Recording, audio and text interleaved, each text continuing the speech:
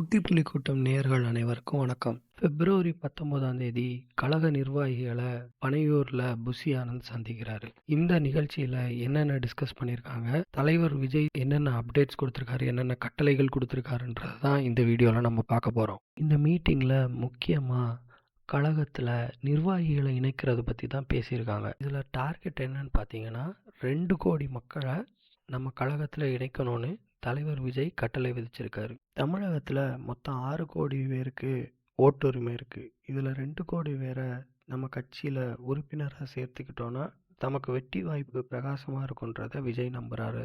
இதுக்கு ஃபர்ஸ்ட் ஸ்டெப்பா மகளிர் நிர்வாகிகளை அறிவிக்க போறாங்க.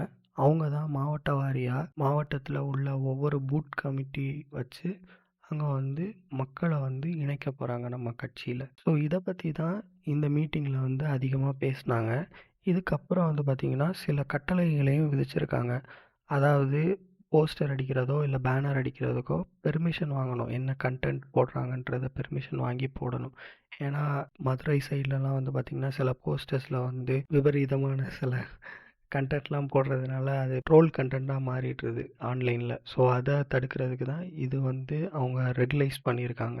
இது மட்டும் இல்லாமல் மக்கள் இயக்க நிர்வாகிகளுக்கு தான் கழகத்தில் முக்கிய பொறுப்புகள் முதல்ல கொடுக்கப்படணும்.